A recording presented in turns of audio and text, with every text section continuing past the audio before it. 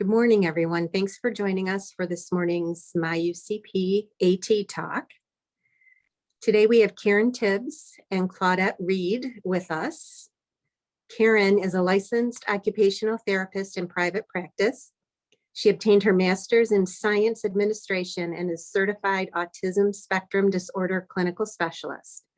Her practice focuses on neurodevelopmental conditions. She speaks at universities, local national conferences, trainings for educators, employers, and families focusing on neurodevelopment, assistive technology, education, and employment adaptations. Karen also volunteers with MI-UCP Assistive Technology Committee and Michigan Occupational Therapy Association Conference Committee. Claudette Reid is an occupational therapist with the Business Network Division of Michigan Rehabilitation Services. Her professional interests focus on the use of assistive technology for vocational accommodations, as well as ergonomics and organization skill development. Please welcome Claudette and Karen. Claudette, are you starting or is Karen? I'm starting. Okay, Karen. It's all yours. Good morning, everyone. I'm going to open up my PowerPoint and we will start with that. Let's start here. And today I will be doing the Mac accessibility. And Claudette will be doing the PC.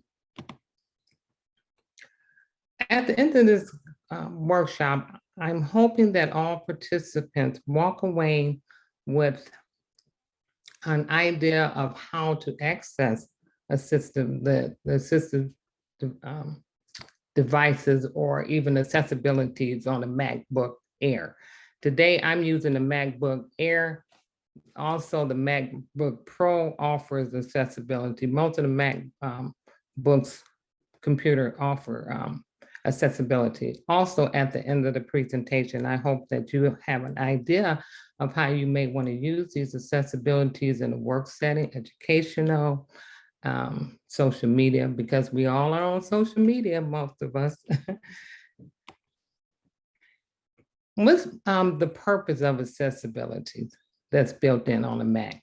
That's a question sometimes people ask themselves, or I even ask myself, because before Mac actually started adding in more accessibility, I found myself buying software or buying external devices so people with disabilities had access to the computer.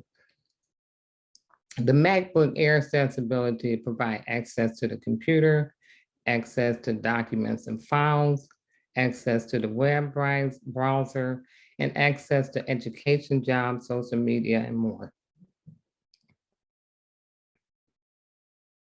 But today I want to spend the bulk of my time showing you some of the accessibilities that are built in on the MacBook Air. So we're going to go live. I'm going to minimize my PowerPoint and actually demonstrate some of the accessibilities. I will not go through all of the accessibility due to time. I'm minimizing the PowerPoint. Minimize that.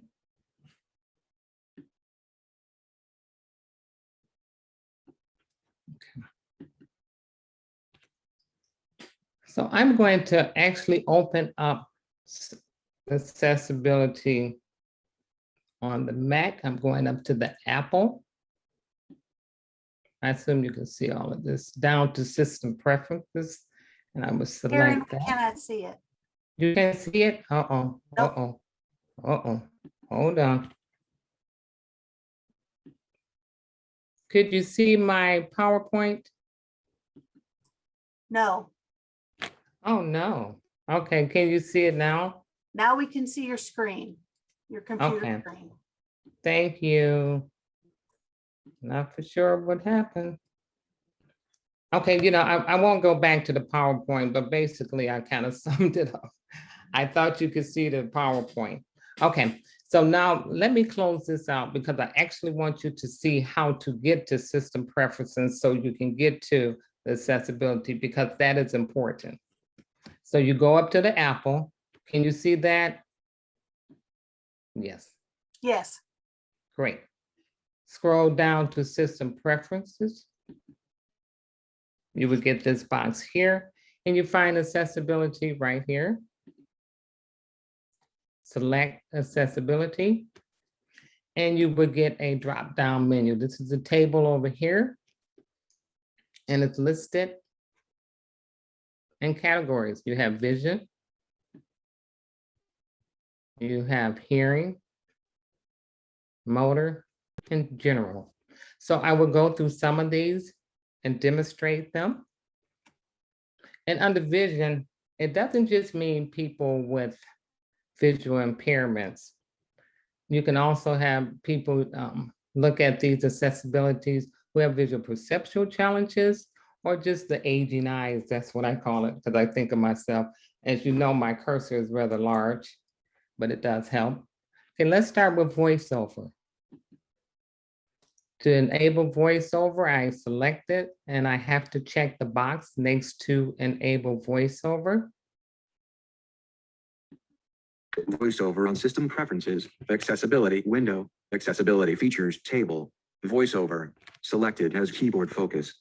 You are currently on a table. To enter this table, press Control Option Shift down arrow. Accessibility features table, voiceover, selected, zoom. You are currently on a table. To display voiceover off. So that's how voiceover works. I can take my pointer and put it on anything on my screen and it will read it. Let's look at Zoom. Zoom will allow someone to enlarge print on their computer. And there are, let's go over here and look at the different ways that you can enable Zoom. You can use keyboard shortcuts to Zoom. You can use the scroll gesture. You can use enable the hovered text. And let me show you how that one works. So I'm going to do this one. And in order for me to access it, if you notice, and hopefully you can see this, it said press the command key. So if I press the command key and hover over different text, it will enlarge it. Another thing that I would like to show you, I'm going to open up a Word doc real quickly here, and I'm going to use the magnifier.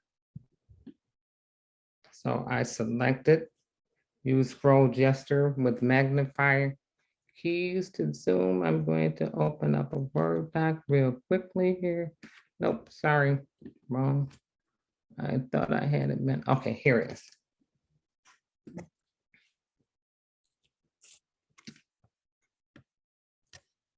I'm going to hope that this works. Okay, let's try this again. See how magnified? So I can scroll in.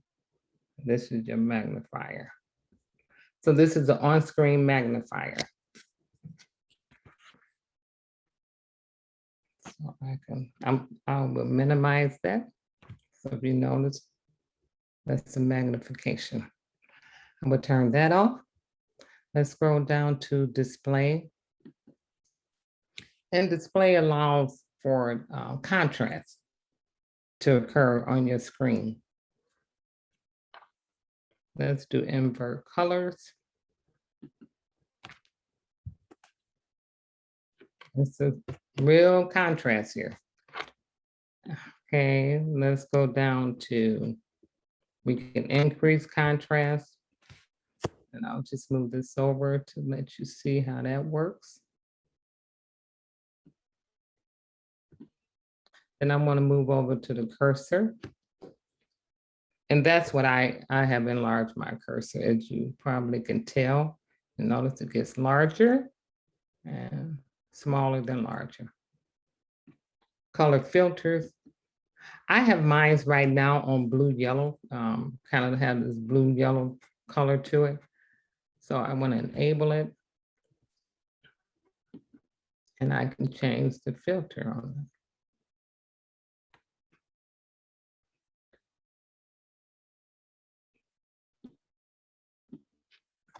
I'm going to go back to the color that I have.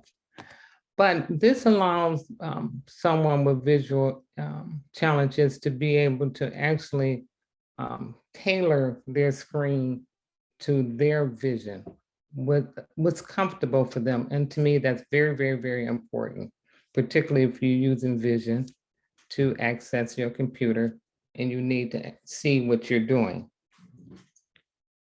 Spoken content. I really, this is an interesting one. If you notice here, I have Samantha on. And I want you to hear Samantha's voice. Hello, my name is Samantha. I am an American English voice. So with spoken content, it will read any type of text. You can change the voice if you choose to. Let's listen to Fred right quick. I sure like being inside this fancy computer. I'm going to stick with Samantha. Now, these are the different options you have right here: speak announcement, speak selection. I will check them all because I want you to see how powerful spoken connection can be. And if you notice, when I hit speak selection, I want you to see this at the bottom of my screen, a box appear, like a recording box. I wanted to speak the items under the pointer. Speak items under the pointer. Checked. Checkbox. So let me deselect that for now. So once I select that, you will not hear me speaking anymore because I don't want to try to compete with the voice on the computer. And just, I would demonstrate how this one works. Speak items under the pointer. Checked. Checkbox. Okay, I want to open up a Zoom doc Doc 4. and show you how that works. Play. Autism. Button. Pervasive developmental disorder not otherwise specified PDD-NOS. Now I can speed the voice up by hitting the bunny rabbit, or I can slow it down. Play. Developmental disability. Faster. Disability significantly affecting verbal and nonverbal communication and social interaction. Generally evident before age 3. That adverse. Play. Play. Button. T-desktop multi-view controller. 0x100 word. So that gives you an idea of how speak content works. You can also use it on your internet. So all you do is take your pointer. If you want it, you do not have to have everything spoken. You can actually turn it off. But I wanted to show you something real quick under speak selection option, I believe that's what that. Okay, if I actually highlight some words in this doc that I opened up, it will actually scan the word and highlight it, each word. And I do want to show you that real quickly. Let me do that. Let me.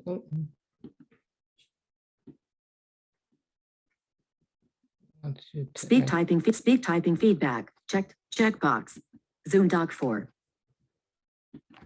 If it doesn't work right now, I'll come back to it. Audio. Options. Button. Cancel. Button. OK. Button. Minimize. Minimize button. Zoom Doc 4. Disabled.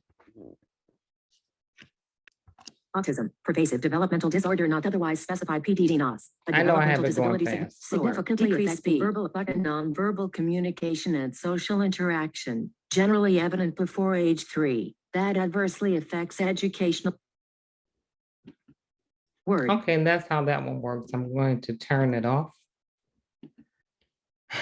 And the reason why I'm deselecting everything, because sometimes the voices and video compete with each other, and sometimes your screen will freeze. So I'm choosing to turn everything off as I'm going along demonstrating to you. RTT, this is basically, okay, well, we're in the hearing area, people with hearing impairment. This one is for someone who wants to communicate via texting, and they do not have to hit the send button. Because on your phone, if you notice, every time you type something in, you have to hit send. This one is actually allowing you to communicate back and forth without hitting send, a real conversation going on. Closed caption, well, the captions are subtitles that would appear.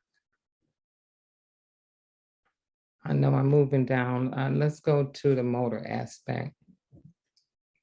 Under motor, let's look at the voice control.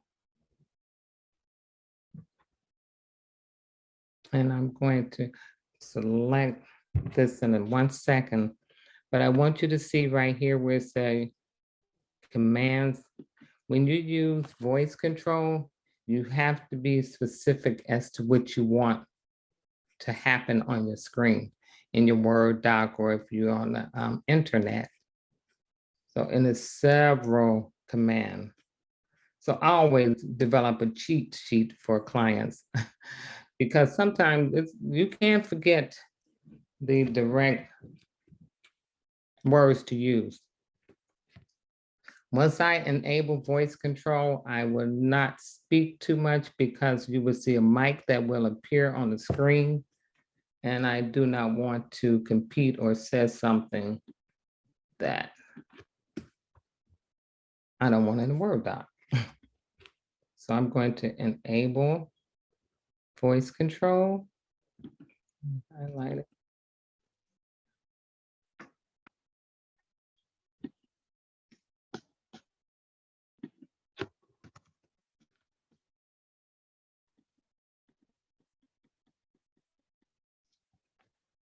Hi, my name is Karen, period.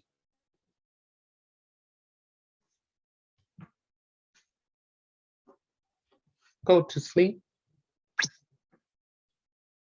If you notice, it did not spell Karen right. Delete that. Delete that word. Delete word. Delete word. I need to wake up my mic again. Wake up.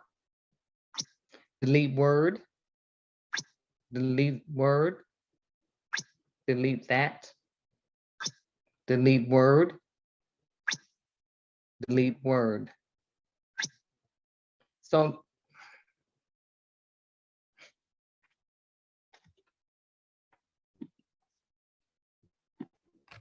I just decided to deselect.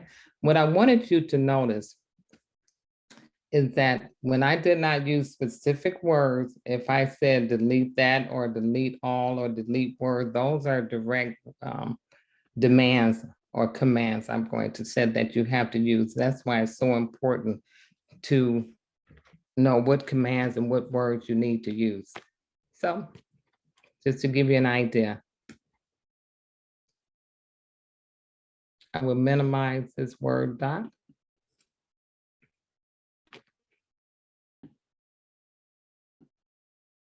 I want to show you the keyboard.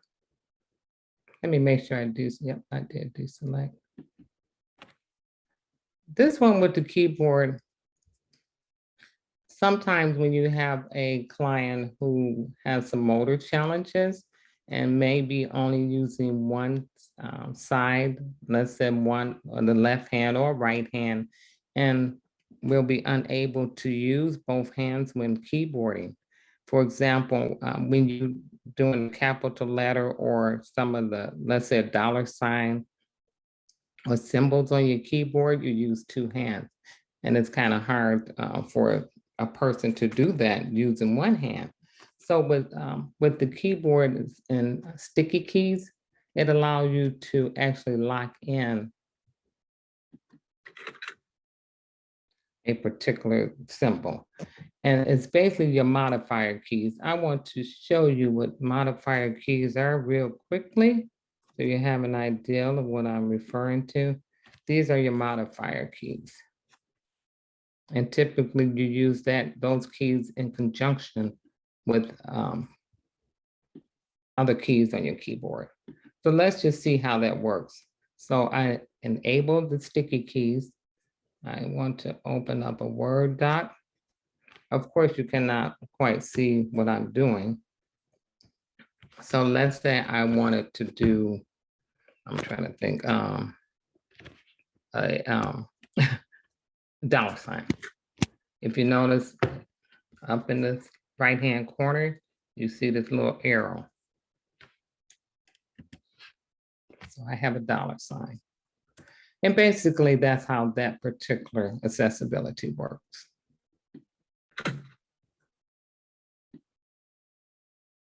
I'm not going to go over the pointer control. Let's go down to switch control. The Mac is very robust, and they have really developed this particular piece over time. I want to show you real quickly for switch control.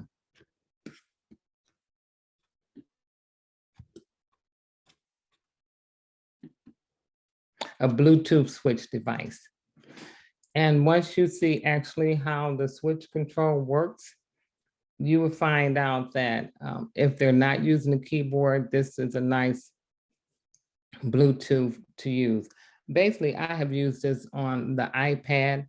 I have not had the opportunity to use it on the computer, but I'm assuming it may be compatible with the MacBook computer.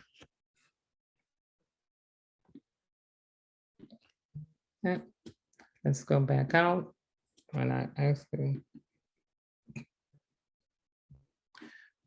will enable this last. I want to take you through a couple of things here because it has several different features.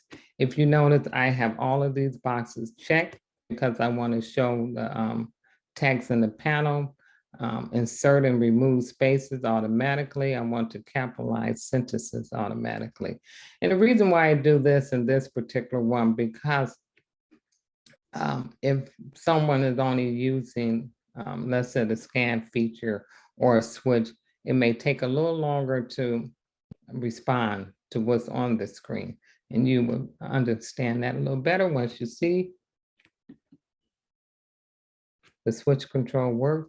These under here are switches. If you notice, I'm going to use the space bar to navigate as the keyboard, as it is scanning.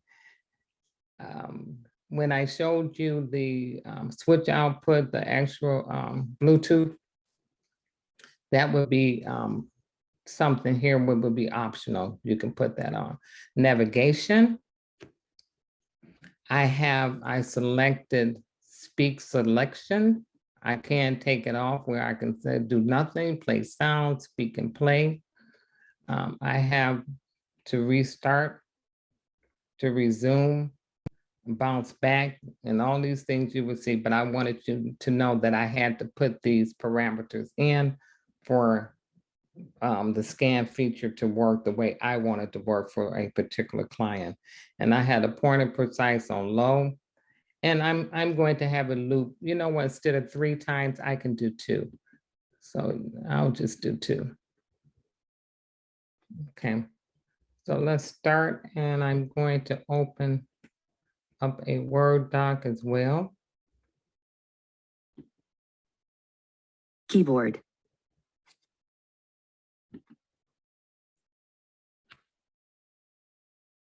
And for me to navigate, don't forget I'm using my space bar on my computer. Pointer. App.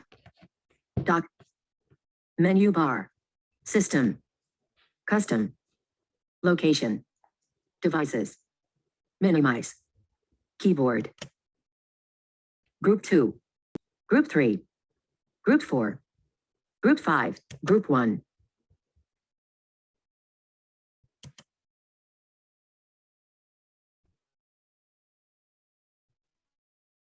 A. Group 1. Group 2. Group 3. Group 4. Group 5. Group 6. Group 7. Group 8. Minimize. Panel options. Home. Group 1. Group 2. Group 3. Group 4. Group 1.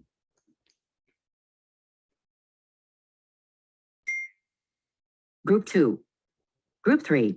I.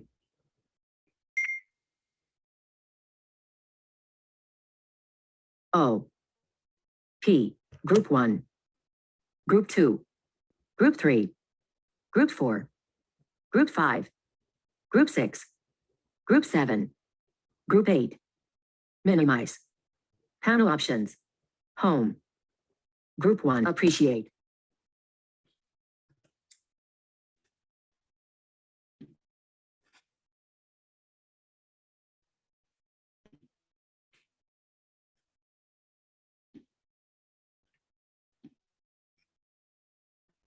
Okay, I stopped it for a reason because I mistakenly with my fat fingers, I hit, as I was selecting, I mistakenly hit a letter.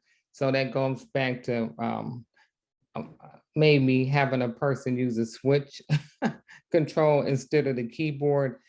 If you notice, and let me show you this real quickly. If you notice Keyboard. that once you, let me put this down low so you can't hear it speaking. I can take the speech off, but if you notice as it scrolled, I selected the keyboard option, it actually gave me word prediction. For example, let me show you real quickly here. So I'm going to spell, let's see, I'll do, and I'm not for sure if you saw that.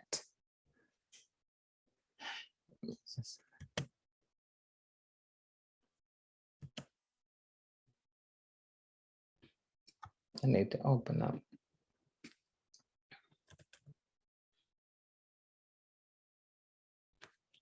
Isn't it a little different when, see the word right here? It's come. Have I can select that, thank. So, and see, that's what would appear. And I mistakenly hit the space bar and a letter. I just want to show you, let's see. Hopefully you can hear me because I had turned my volume down.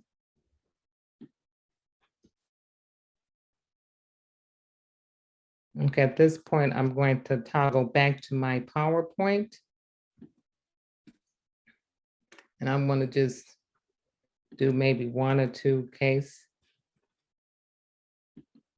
of people that I have actually worked with using the accessibility piece. For example, I had someone with some motor ability, right?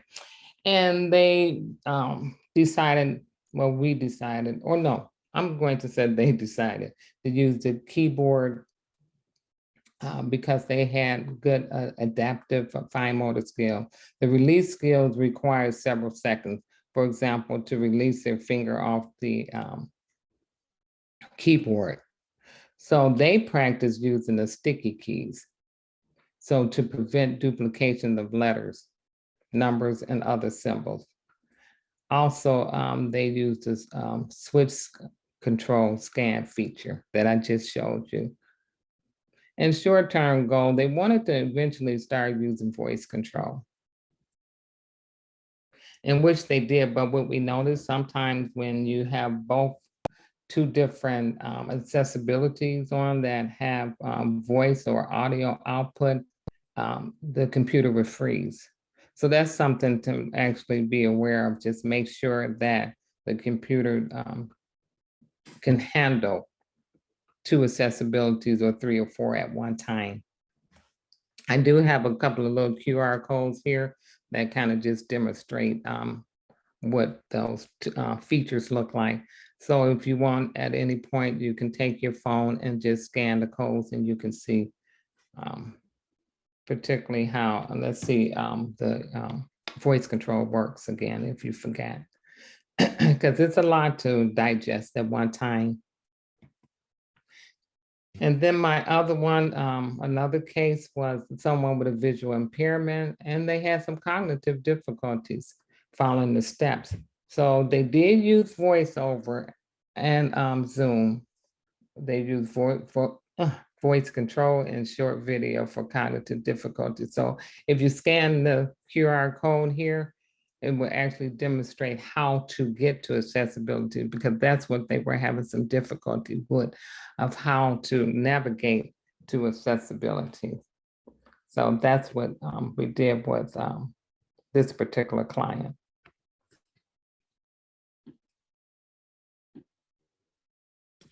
And at this point, I'm going to stop and let Claudette take over. I'm assuming there aren't any questions. I will close out. And I think, let's see, we have a PDF that we will be sharing at the end of the presentation. All right, Claudette, I'm going to stop sharing my screen and hand it over to you. Okay, thank you, Karen. So we'll switch. And you should see my PowerPoint there. I can see it. Okay. So talking about PCs and Mac, I'm going to be talking about PCs. And PC versus Mac is kind of the Coke versus Pepsi question as far as technology. And who remembers the clever Apple campaign that ran from 2007 to 2009? Each person in the commercial was a computer with a very specific personality. The guy in the business suit was a traditional thinker and approached things in a very linear fashion. He was a PC. The casually dressed guy was more creative and was a visual out-of-box thinker, and he was a Mac. Now, they didn't say either was better, but it left you decide which one you saw yourself as. It gave a distinct personality to each brand, and those personalities describe the general perception of each type of computer pretty well. Today, most people identify themselves as either a PC person or a Mac person. Now, in 2017, Mac computers only accounted for 7.5% of the US market share. But by September of 2020, the US market share of Mac increased to over a quarter of all computers. By comparison, worldwide market share for the Mac is just over 12%. So I work with PCs because I work in vocational rehabilitation. We work with businesses, and for the most part, they're using PCs. People who state a preference for PCs reported that their computers work with their computers in service-oriented businesses like plumbing, cleaning, retail, lawn care. They also work in finance and manufacturing, engineering, IT, and other STEM fields. The reasons they prefer PCs are things like familiarity and business-focused design. The vast majority of businesses use PCs, and most people have been using PCs for a long time and are familiar and comfortable with them. Their functionality and compatibility. PCs do their job well. There's lots of software options for the platform, and users can mix brands of various components, the keyboards, the mice, the monitors, and there's no compatibility problems. Price and longevity. There's lots of brands and models, and generally they're less expensive than a similarly configured Mac. This is likely due to greater competition. The operating system for PCs is primarily Windows 10, although there are some other operating systems. Linux is the one that is best known, and it's the most often used open source operating system. And the Chrome OS on Chromebooks is based on Linux, but it's not the same as Windows. Windows allows for a touchscreen, and it's widely available. Touchscreens can be very helpful for persons with some learning and cognition challenges because it's a more direct interface than a mouse. The vast majority of businesses use PCs, and most post-secondary education programs will allow for either a PC or a Mac, but the STEM and business and finance curriculum often require a PC.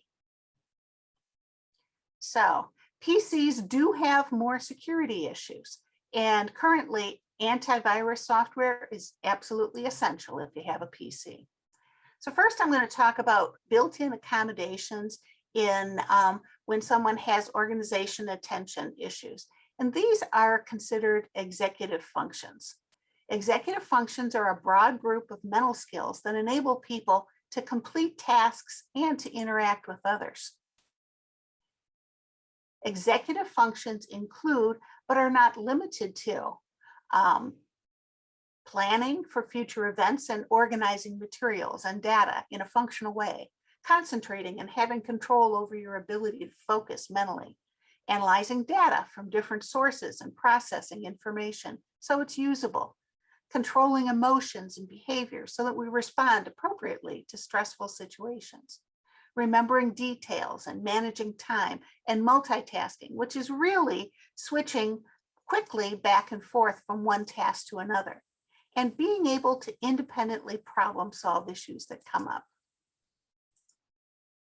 Now, within the Windows operating system, there are a lot of different built-in accommodations. I'm going to talk about one in each area of that we're talking about, and then provide you a little more overall information. The first one I'm going to talk about is Focus Assist. Focus Assist was also called Quiet Hours in earlier versions of Windows 10, and it allows you to avoid distracting notifications when you need to stay focused. Do you remember the dog in the movie Up? His name was Doug, and anything that popped up stopped him from the task at hand, and he said, "Squirrel." Many of us can be pulled off track just as easily by alerts and notifications. Being able to simply stop these, knowing that they will get them later, can really help some people stay on task. So here's how you turn on Focus Assist. You go to the Action Center icon on the taskbar in the lower right corner of the screen. Select Focus Assist and cycle through the available settings. You can either have priority only or alarms only as far as what you allow, or you can turn it off. If you don't see the Focus Assist tile, you may need to expand the list first. Focus Assist settings can also be edited by going to Start and then Settings and then System, Focus Assist, or type Focus Assist into the search box on the taskbar, and then select Focus Assist from the list of results. So you can also choose which days you want to apply these rules and what types of notifications you'd still like to receive during the times you set. You can do this once and it will happen automatically. So you can stop notifications between 8 o'clock and 5 o'clock during weekdays only if you want to, so it won't bother you while you're working. With locations turned on, you can also set it up to reduce or eliminate notifications when you are at home. This would not be very helpful for teleworkers. To set the auto settings for Focus Assist, you go to Start and then Settings, System, Notifications, and Actions. So I'm going to come out of the PowerPoint, and I want to show you what I'm talking about.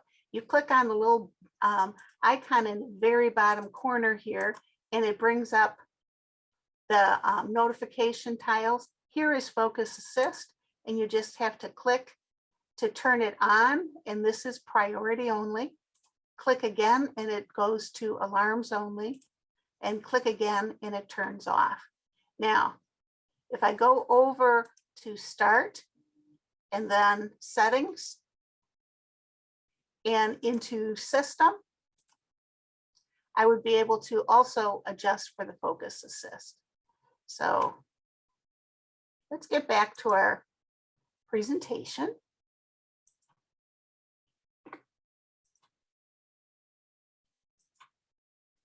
Next, we're going to talk about built-in accommodations for vision. If you require greater magnification or an option where some areas of the screen remain normal, where other areas are magnified, the magnifier utility may be what you're looking for. I've had a lot of success using this utility with workers who are just starting with a visual condition that is progressive in nature. Because it is built into the operating system, it can be used immediately, and the magnification gradually increase as the person needs it. Eventually, they may need an add-on program like Zoom Text, but this will get them by for a while so they can focus on dealing with their changing vision. As far as accepting magnification, the biggest issue for users is how much less they get to see of the screen at one time, which requires a lot more scrolling to find what you're looking for.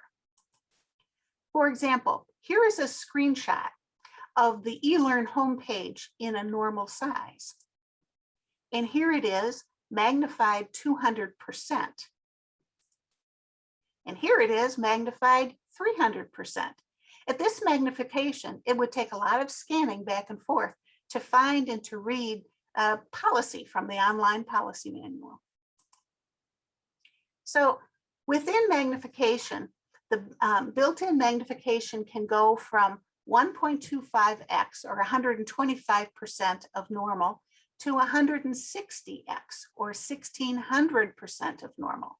As you can imagine, the higher magnification, the less of the total screen image that is in view, and the more scanning is needed to navigate the page or the document. As you go higher in magnification, the image gets more pixelated or choppy. There is a checkbox to smooth the edges with increased magnification, and I recommend this be checked. Once you get up to or beyond 4x magnification, you can begin to see the image deteriorate. This is the point where I would begin to consider an add-on magnification program like Zoom Text or JAWS. These programs smooth the edges of text and images as they're magnified, even at very high magnifications. The program can be set to increase or decrease magnification by small amounts, like 5%, or really big jumps, like 400%. There are three ways the magnification can be used. I'm going to go out of the PowerPoint and show you what I mean. So I have magnifier down here at the bottom so that I can turn it on easily and quickly. And I have it set currently on the split screen so that as my cursor moves around, the part where the top part is magnified, but notice that the bottom part stays the same. This can be really helpful for people who may need to work in a particular form or something like that, where they need to know where they are on the form, but the part they're working in, they need to have magnified more. As I go into, oops, that's the wrong place. Yeah. Going into settings, I'm going to turn off the magnifier for a moment. I can go down, and that docked was what we just did. I can also choose lens, which follows very much like what Karen showed. It follows the cursor, or you can have the full screen magnified. So everything is magnified at the same time.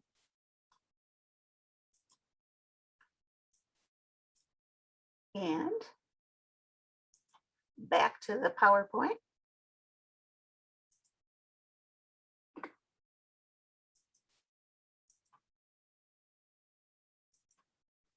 Next, I wanted to talk about accommodations for hearing.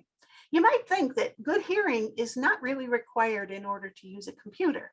And that would be true if a computer was simply an upgraded typewriter, but it's not.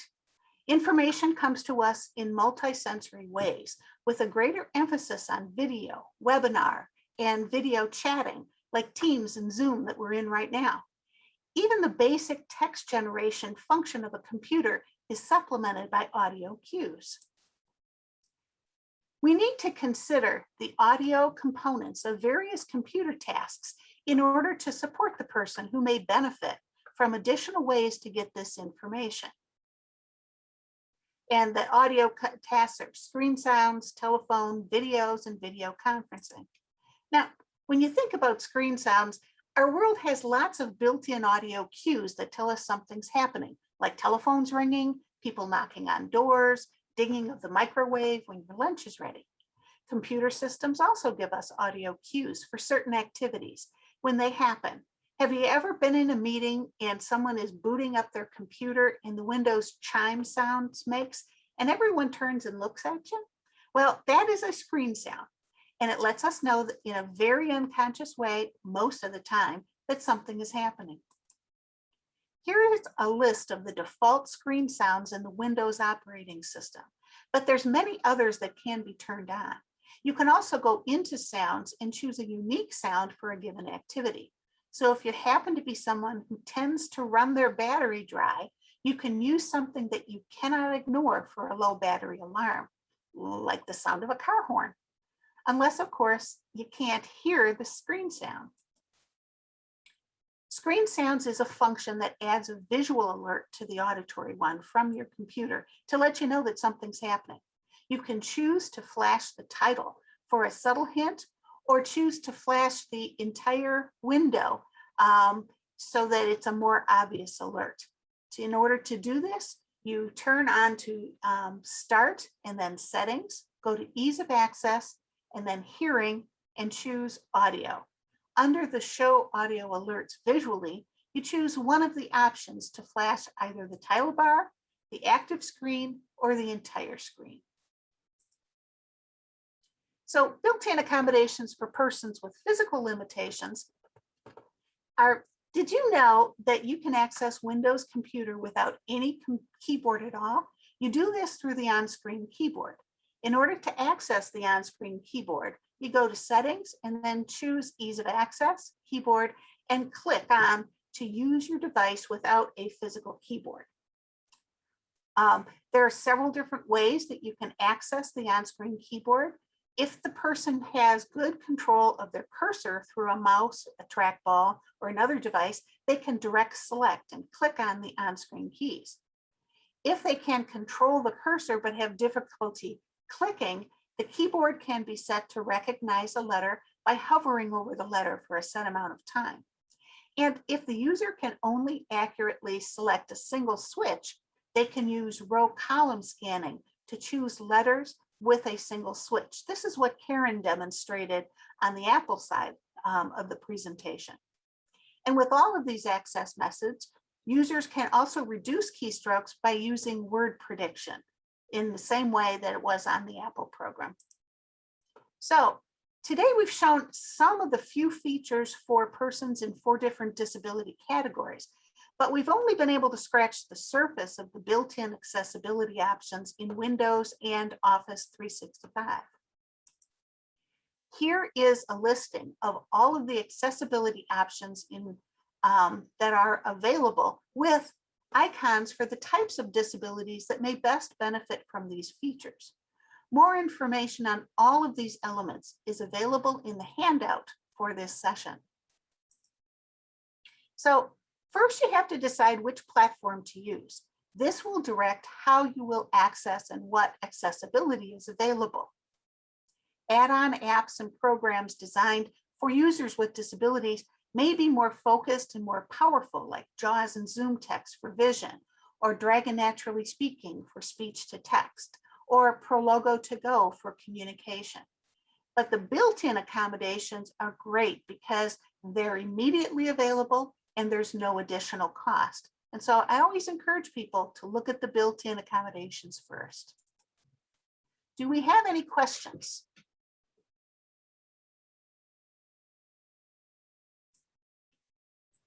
Currently, the questions we had were mostly about how to access the presentation in future. So I've explained to folks that they'll be able to see the presentation on YouTube and that they can find the link at the MI-UCP website. There was a question about older equipment. HP laptop voice commands for presentation, such as typing to text. Do you want to address that, Claudette? The age of the equipment is less important than the actual operating system that you're using. If your computer can run Windows 10, which is the current operating system, then you're going to have access to most of the things, the kinds of accommodations that are available. Realize that there are some accommodations that are only available within Office 365. Office 365 is the subscription version of the Office suite. That's Word and Excel and PowerPoint and those programs. When they have it in the subscription service, they push out all of the new stuff as soon as it's available. So you have the most up-to-date options, including accommodation options available. And so sometimes if you have an older disk version of Word and Excel, you may not have access to all of the accommodations that are currently available in the more updated version. As long as your hardware can run things, it should be able to do these built-in accommodations. Okay, she's asking something about live presentation, but I'm not sure. So I've asked her for clarification. Karen, one person also asked if you want to address, or Claudette wants to address, more the desktop Apple, again, an older equipment question. So same question about Apple, if one of you could address that. You want me to take it, Claudette? Please, because I'm not an Apple person. Okay, well, if you if you're referring to the Mac, the Apple, basically how Claudette answered would be basically the same thing I would say. But you do have to have subscriptions for their Excel, Word doc things, the same exact kind of setup that PC has. But one other thing that I want to say is that I realize is sometimes the older your Mac is, updated software is not compatible. I have had some really, hard times with that. Hopefully that answered your question. Okay, the next question following that, Ben, when I asked for clarification was, oh, she says yes, that answered the question. Great. Oh, good. Wonderful. I also wanted to read, Karen, if you didn't see the note, thanking you for folks saying that they had not seen those features previously. So thank you for that. Any other questions for the panelists today? Oh, wait, there's two more. Hold on. Oh, no, those are both the ones we've answered. Okay. Okay. Here is contact information for both Karen and myself, so that if you have other questions, feel free to contact us directly. Great. I also want to remind people that there are two documents in the group chat that each Karen and Claudette prepared with much more extensive information available. If you need those in some other format rather than in Adobe, just let us know and we'll be happy to provide that in another format to make it more accessible to you if need be. But those are both in the group chat right now. All right. Okay. So if there aren't any further questions, I'm going to thank both Karen and Claudette.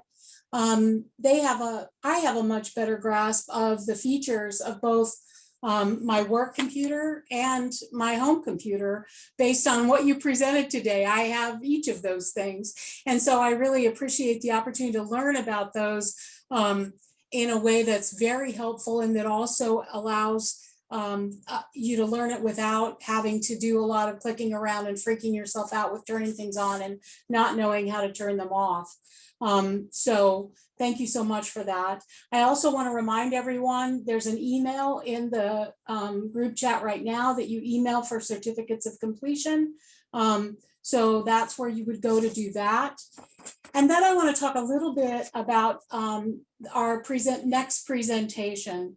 Donna Case is an assistant professor in the Clinical Doctorate Occupational Therapy program at the University of Michigan Flint.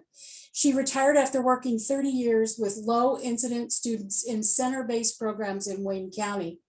Donna has a BS in occupational therapy and MLS in interdisciplinary technology from Eastern Michigan University and an individualized interdisciplinary PhD in industrial engineering and occupational therapy. Donna describes assistive technology as a big part of access. And the key is to work through the IEP process to get it. She prides herself that parents that came into her school district were met with the ability to partner with the team to get what their child needed to be successful, not only in school, but at home, in restaurants, work, and life. When that student exits the program, they have skills to use in the world. She will share insights into the IDA and a process the team, including the parent and as much as possible the student, can go through to determine what a student's needs are before they start throwing assistive technology in. A lot of current AT has application for children with disabilities. Donna says the big part is how to work through the IEP process to get it. So she'll be sharing all kinds of tips and information around that on Thursday, September 9th at 10 a.m. to learn about assistive technology and the IEP.